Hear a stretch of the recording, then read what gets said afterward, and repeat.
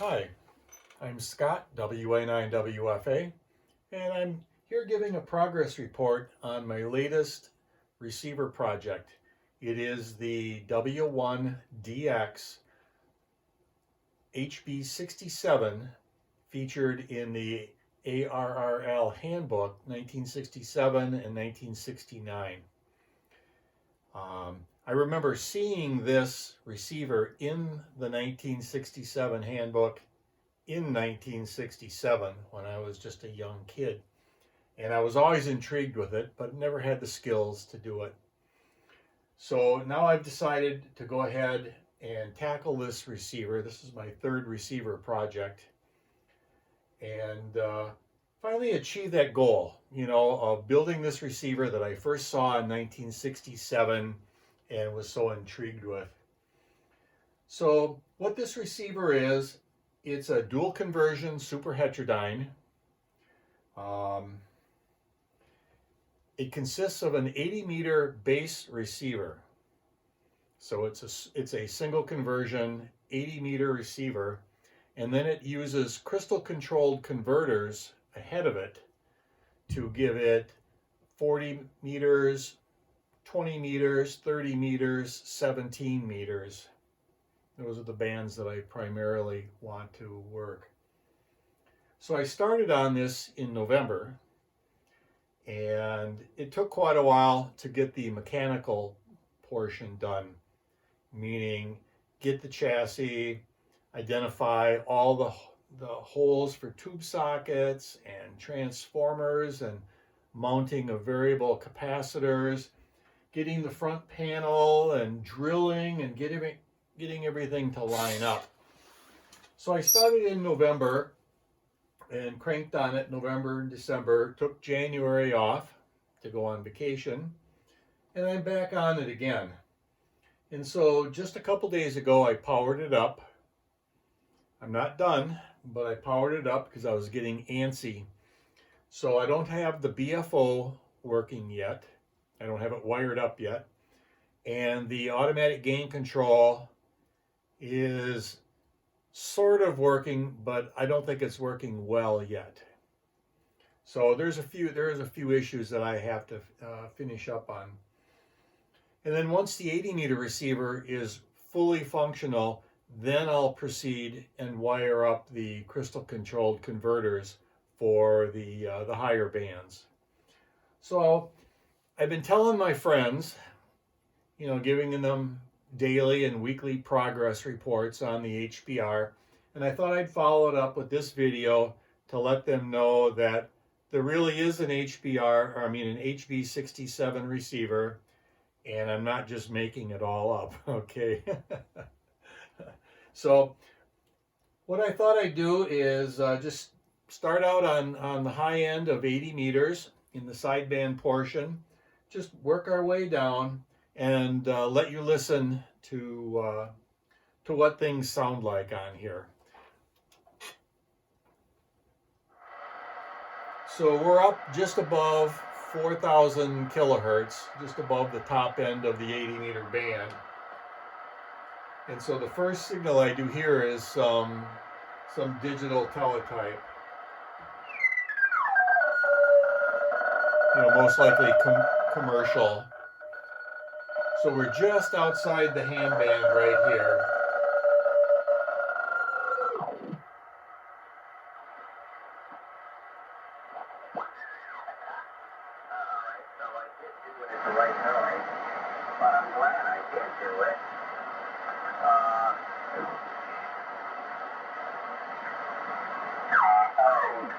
Because Mary and I can go out in public and do things and whatnot, and my wife would look at me and say, how did you know to do that?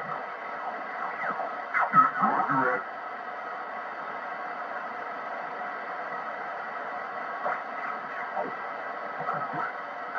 turned on the light switch. I hear it down inside of the...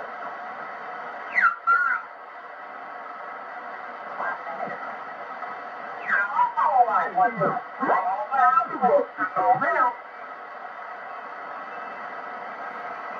All right, do we have any other visitors anywhere that would like to check in? Call now.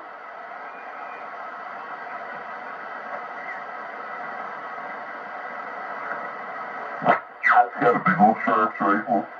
Yeah, you can buy that rifle from Silo Sharks. It's about $3,000. John out there in Fargo's got a couple of them, I think. Yeah, I don't know.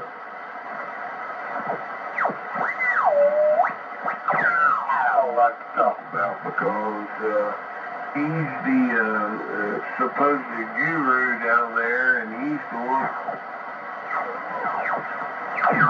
So sideband is pretty much where it's at for me, but I do respect and enjoy CW for that.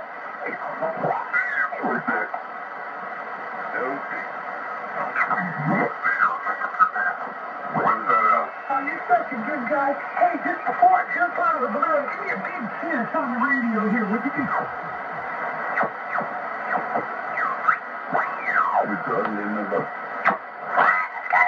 Everything, you know, all kinds of Pretty busy on the 80-meter sideband portion.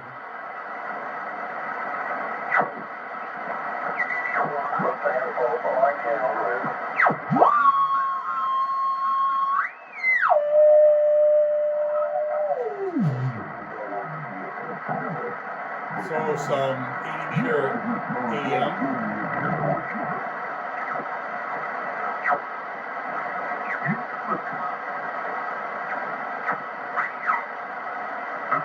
Gotta get you here that way there. Oh, he makes $1,000. We're really favoring the southeast, because I'm hearing a lot of southern stations and southern accents.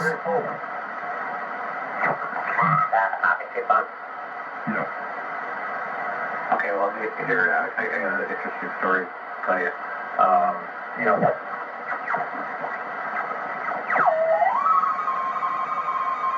So a teletype contest going on tonight.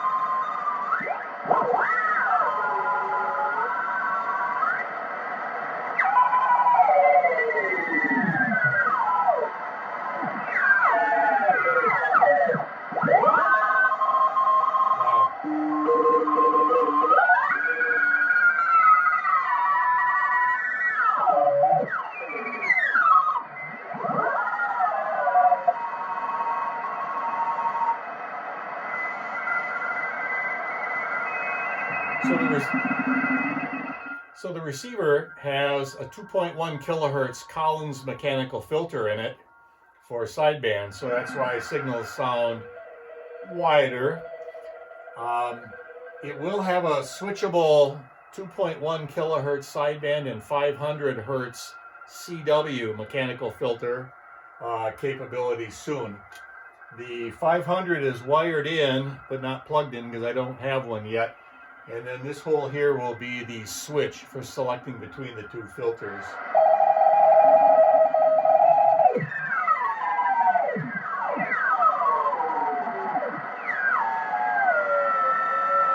So now we're at 3574 kilohertz. This is FT8.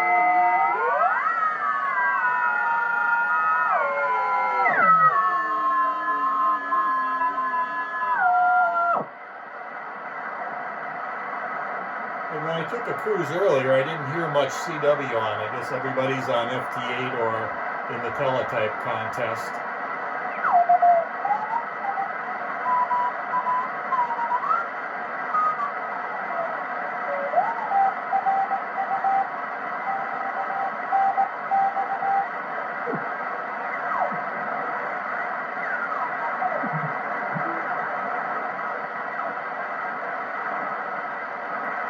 Kind of disappointed at the lack of CW on 80 tonight, because I intend to use this mainly for CW.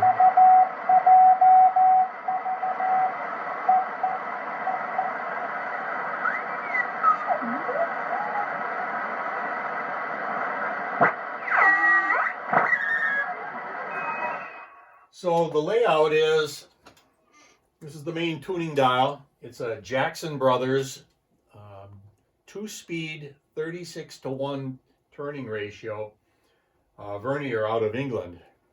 It's really a spectacular dial, very, very smooth. It's 2-speed, where the first speed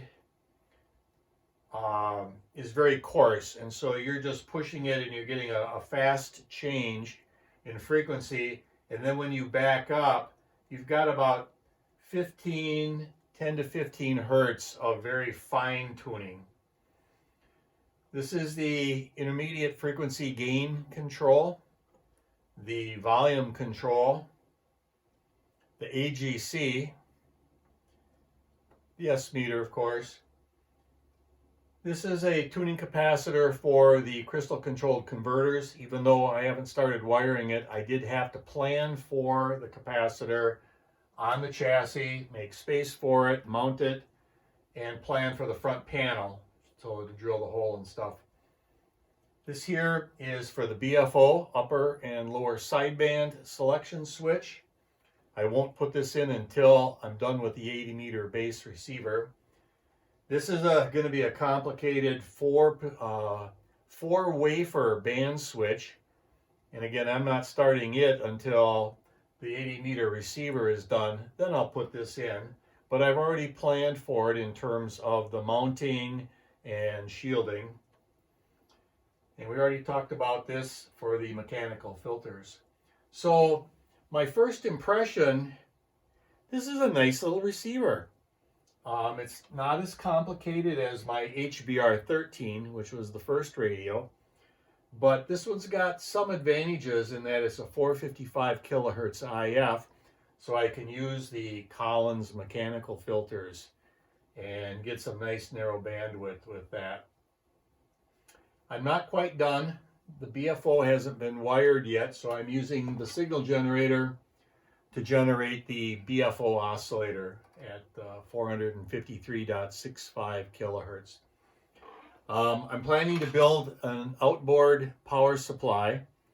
W1DX in the 67 and 69 handbooks.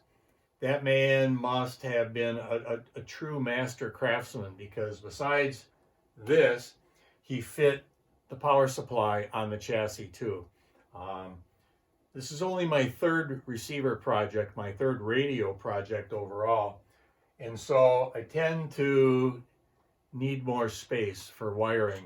So I left off the power supply, and that's going to be external. So right now I'm just using the Heathkit high voltage power supply for the 170 volt high voltage and the 6.3 volt filament voltage. So I'm going to take the camera off of the stand and just give you a quick tour in this video of the radio. So this is the underside, and the antenna connection in the back comes up to here. This is the high frequency oscillator. The high frequency oscillator, and the RF front end, and the mixer. And then we head off to the mechanical filters, the Collins mechanical filters, and then there's 3 455 kilohertz IF amplifier gain stages. From there, it goes to the product detector, which is mixing this 455 kilohertz IF with the BFO frequency. And then over here is the BFO and AGC. I just have the AGC wired right now. The BFO is yet to be done. And then over here is a 12-tube Compactron, a 6T9 for the 2 audio stages. This emptier area here, that's for the high-frequency converters, which uses a 6D10 Compactron as well. So just coming around to the back side, well, I guess the top side. This is the top.